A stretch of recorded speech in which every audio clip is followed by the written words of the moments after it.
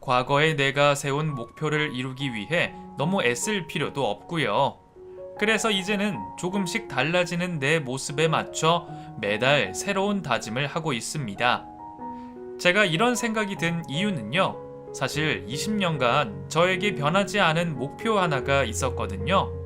이번에서야 결국 이뤄냈던 그 일에 대해 들려드릴까 합니다. 전 서울에 살고 있는 30대 여자입니다. 그리고 편부모 가정의 외동딸이기도 하죠. 20여 년 전 아빠는 이혼하고 혼자 애를 키우던 여자와 바람이 났습니다.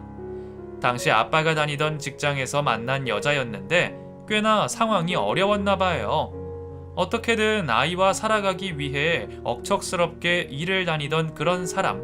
아빠는 겉으론 모자를 것 없는 젊은 여자가 혼자 아이를 키우는 게 안 됐다며 신경을 써줬고 결국 그게 바람이 된 거죠. 이혼녀이던 그 여자는 졸지에 우리 아빠를 빼앗아 단란한 가정을 이뤘고 졸지에 저희가 이혼 가정이 돼버린 겁니다. 운명이 아예 바뀌어버린 거죠. 엄마 말론 아빠는 굉장히 다정하고 정이 많은 사람이었다는데 제 기억 속에도 아빠는 공경에 빠진 사람을 그냥 지나치지 못했거든요. 그 속 깊은 정이 이런 식으로 독이 될 줄 그 누가 예상했었을까요? 엄마도 처음엔 아빠의 외도를 알고서 그건 사랑이 아니라 동정이라며 돌아오라고 애원하셨대요. 지금이라도 돌아오면 모른 척 해주겠다고. 하지만 아빠는 매몰차게 우리를 버리고 떠났습니다. 부족함 없던 우리 집은 아빠의 부재로 인해 가세가 기울어 버렸어요. 고된 일 한번 해본 적 없던 엄마는 외가의 도움만 기대할 순 없다며 혼자서 저를 키우기 위해 식당 일을 시작하셨고요. 아빠가 우리를 버리고 가던 날, 전 아빠가 남긴 마지막 그 말을 결코 잊을 수 없었습니다. 아빠 절대 용서하지 마. 용서하면 안 돼, 민정아. 짧은 한마디를 남긴 뒤 아빠는 단 한 번도, 아니 지금까지도 연락을 한 적이 없었습니다. 사람이 어떻게 그럴 수 있었을까요? 자신의 가족을 버리고 다른 사람과 가족이 된다는 건 어떤 마음이어야 가능할 수 있는 걸까요? 아빠가 떠날 때 전 갓 중학생이 된 소녀였어요. 그래서 아빠가 없는 세상을 받아들이기가 너무 힘들었습니다. 사춘기가 다가오는 시기에 그 사건은 제게 엄청난 충격으로 다가왔죠. 그때부터 전 행실이 나쁜 친구들과 어울리며 고등학교 시절까지 오랫동안 방황을 했습니다. 누군가를 괴롭힌 적은 없어요. 남에게 그렇게 관심이 있는 편은 아니었거든요. 다만 스스로를 망가뜨릴 수 있는 방법은 다 찾아서 해본 것 같아요. 마음이 너무 괴롭고 힘들어서 그 아픔을 잊게 할 다른 상처를 만들어내고 싶었던 거예요. 그렇게 길을 잃고 방황하면서도 저는 아빠 말처럼 절대로 용서하지 않겠다고, 우리 가족을 부서뜨린 그 사람들을 내가 꼭 잔인하게 복수해 줄 거라는 그 마음은 잊지 않았습니다. 용서하지 말란 말을 후회하게 해주겠다면서요. 그렇게 복수심이 조금씩 커지고 저를 잠식해 버릴 때쯤 큰 사건이 있었습니다. 고등학교 때 수업 빼먹고 친구 오토바이를 타고 가다가 사고가 난 거예요. 저는 다리가 부러질 정도로 크게 다쳤고 한 달 넘게 입원해야 했죠. 학교는 정학을 당했고요. 병실에 누워있는데 엄마가 뛰어오는 소리가 들렸습니다. 식당에서 일하던 복장 그대로 찾아오셨더라고요. 엄마는 꽤나 엄하신 분이라 분명 큰 소리로 혼낼 거라 생각해서 저도 겁먹은 상태였죠. 그런데 평소답지 않게 아무 말도 안 하시고 저를 가만히 쳐다만 보는 거예요. 그러더니 민정아, 일어나, 집에 가자. 여기서 이렇게 치료할 필요 없으니까 당장 일어나라고. 뭐? 그게 다친 딸한테 엄마가 할 소리야? 엄마는 어른이잖아. 엄마잖아. 어차피 낳아봤자 또 사고치고 또 잘못하고 또 바보처럼 살 거 아니야. 애써 낳을 필요 없으니까 그냥 불구로 살아. 그리고 엄마도 그 옆에서 똑같이 살게. 그렇게 우리 같이 한날 한시에 떠나자. 그게 네가 원하는 거잖아. 네 몸 망가뜨리고 싶어 안달난 거 내가 모를 줄 알아? 도와줄게. 대신 너 없으면 엄마도 이젠 정말 끝이니까 데려가라고. 울면서 억지로 일으키려는 엄마와 그렇게 한창을 실랑이를 벌였습니다. 저는 제 상처만 아프고 중요해서 엄마가 얼마나 힘든지는 살피지 못했어요. 어쩌면 엄마가 나보다 더 절망스러웠을 텐데 옆에서 힘이 되어주진 못할 망정 일만 벌이고 다닌 거죠. 그렇게 전 그날 이후로 마음을 다잡고 새로운 삶을 시작하기로 했습니다. 당장 하루 만에 다른 사람처럼 바뀔 순 없었지만요. 엄마를 생각해서 차근차근 나쁜 습관은 버리고 집에 있는 시간을 늘리고 공부도 꽤나 열심히 했어요. 하지만 공부는 너무 늦게 시작해서인지 대학은 가지 못했네요. 그래도 괜찮았어요. 빨리 일부터 하고 싶었거든요. 엄마가 무릎이 점점 안 좋아지셔서 어떻게든 하루빨리 식당 일을 그만두게 하고 싶었습니다. 그래서 전 당시 쇼핑몰에 들어가서 직원으로 일하며 차곡차곡 돈을 모으기 시작했습니다. 사실 20대가 어떻게 흘러간지 잘 모르겠어요. 말 그대로 눈 감았다 뜨니 어느덧 30대더라고요. 그만큼 정말 매일 처절하게 일하고 이겨내다 보니 어느새 저만의 이름을 딴 의류 브랜드 사장이 되었습니다. 상처투성이었던 제 과거를 아무도 예측할 수 없을 만큼 누가 봐도 노력을 인정해줄 만큼 번듯한 일을 가진 거예요. 덕분에 제 벌이로 엄마도 집에서 쉬실 수 있게 되었고요. 처음 시작할 때는 전혀 예상치 못했지만 저의 오기와 끈기, 엄마에 대한 마음이 저를 이 자리까지 올려놔 주었네요. 그중 제일 큰 동력이 있다면 아마도 그건 아빠에 대한 증오심이었을 거예요. 보란듯이 성공해서 꼭 우릴 버린 아빠를 찾아가겠다는 그 일념하에 버틸 수 있었던 것 같거든요. 잘 사는 게 최고의 복수라 하지만 그건 틀렸어요. 잘 살고 그 모습을 두 눈으로 보여줘야만 최고의 복수가 아니겠어요? 혼자 잘 살아봤자 그 인간들은 모르잖아요. 그렇게 사업의 규모를 키워가며 한동안 눈코 뜰 새 없이 바빴을 때쯤이었어요. SNS에 제 브랜드 계정이 있었거든요. 그 계정을 살피는데 어떤 모델 남자가 사진을 올려서 제가 디자인한 제품을 홍보해 주는 겁니다. 그래서 별 생각 없이 그분의 SNS에 들어가서 그가 올린 사진들을 구경했어요. 남자는 꽤나 멀끔하게 생긴 모델이었고 제 브랜드 팬이었는지 옷에 대한 글이 많았어요. 그런데 그 남자가 올린 가족 사진에 어쩐지 낯익은 얼굴이 보이는 겁니다. 떨리는 손으로 확대해 보니 맞아요. 그건 분명 아빠였습니다. 그간 20년 가까이 흘렀고 젊음이 사그라진 모습이었지만 단번에 알 수 있었어요. 전 아빠 딸이니까요. 이 젊은 남자는 아마도 그때 그 바람 피운 여자의 아들이었겠죠. 셋이서 옷을 맞춰 입고 환하게 웃고 있는 사진을 보니 누구에게도 상처 준 적 없는 척 처음부터 그래온 가족인 척 하는 모습에 구역질이 나올 것 같았어요. 그때부터 별의별 오만 가지 생각이 다 들었습니다. 언젠가는 꼭 아빠를 만나겠다고 다짐했지만 이렇게 빠른 시간 내 찾게 될 줄은, 게다가 이렇게 가까이 있을 줄도 몰랐거든요. 이제 어떻게 해야 하지? 연락해서 바로 만나자고 해야 할까 고민하다가 생각해보니 그럼 너무 시시할 것 같은 거예요. 내가 얼마나 기다린 순간인데 이렇게 너그럽게 순순히 찾아가도 될지 의문이 들더라고요. 그때 든 생각은 딱 하나였어요. 이 남자를 이용하자는 것. 곧바로 SNS로 연락해 우리 제품을 홍보해줘서 감사하다며 답례를 드리겠다고 했어요. 직접 만날 기회를 노렸거든요. 남자는 순순히 자리에 나와주었고 우리는 그렇게 처음 만나게 되었습니다. 사실 만나는 날 전까지 고민이 들긴 했어요. 이 방법이 정말 맞을지 후회하지 않을지에 대해서요. 그래서 아무 일도 없던 척 엄마에게 가서 물었어요. 엄마, 혹시 아빠가 지금 어떻게 살고 있을지 궁금해? 그 집 사람들 말이야. 그 여자든 그 여자 아들이든. 그러자 엄마가 저를 가만히 바라보시더니 대답하더라고요. 궁금해하고 싶지 않아. 그 사람들을 내가 어떻게 잊겠니? 그냥 잊지 못하고 있다는 걸 인정하기 싫으니까 아예 신경 쓰지 않으려고 하는 거지 뭐. 그래도 바람이 있다면 못 살고 있는 게 좋긴 하겠네. 농담처럼 웃으며 넘기는 엄마를 보니 그 모습이 어쩐지 더 가슴이 아팠습니다. 그래서 더 굳은 다짐을 하고서 약속한 장소로 갔습니다. 그 사람은 저보다 2살이 어렸고 제 직장과 그다지 멀지 않은 곳에서 살고 있었죠. 그런데 먼저 저를 알고 있었다고 하는 겁니다. 제 브랜드를 너무 좋아해서 제가 한 인터뷰 기사도 봤었고 제 SNS 계정도 평소 살펴보고 있었다는 거예요.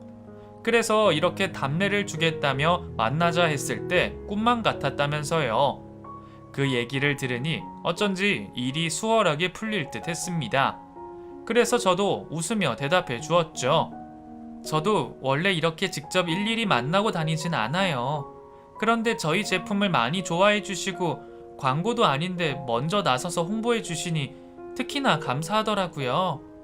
모델이신 것 같은데 서로에게 좋은 영향도 있을 것 같고요.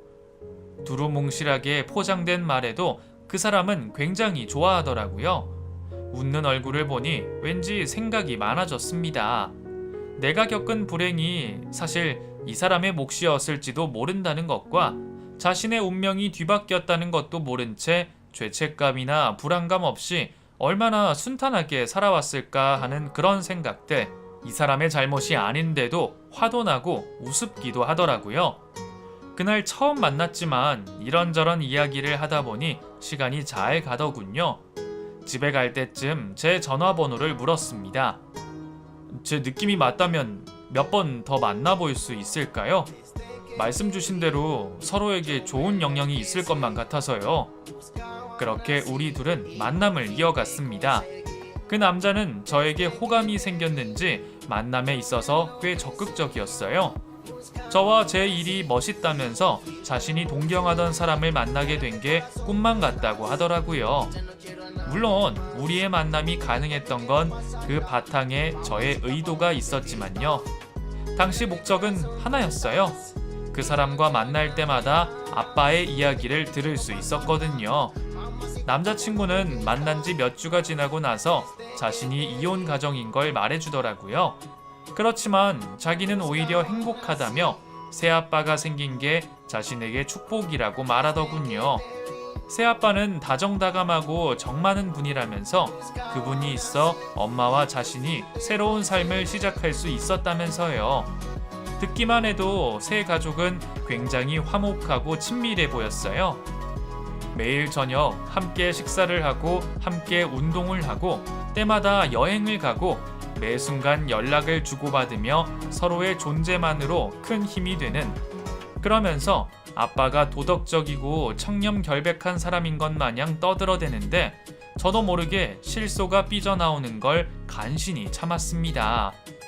뭐 엄마와 저에게도 분명 다정한 사람이었긴 하죠. 우리를 떠나기 전까진 말이에요. 아빠는 지금 그 여자랑 같이 음식점을 한다고 했어요.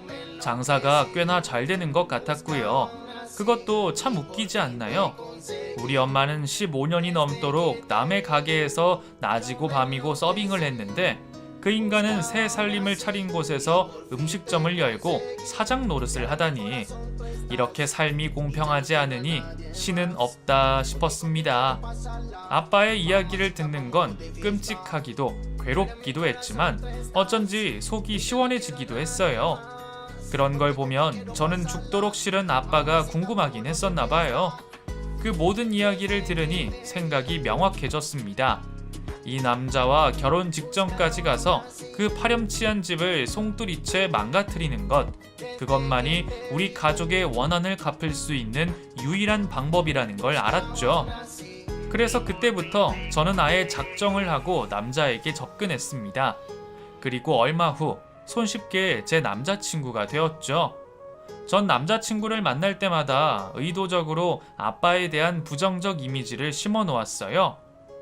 우리 아빠는 내가 중학교 때 다른 여자랑 바람이 나서 도망갔어. 남겨진 엄마랑 나는 매일 죽고 싶을 정도로 엄청나게 괴로운 시간을 보냈고, 여자에 미쳐서 피부치를 버리고 갔으니 짐승만도 못한 사람이지. 다시 만난다면 난 꼭 그 집을 내 손으로 망쳐버릴 거야.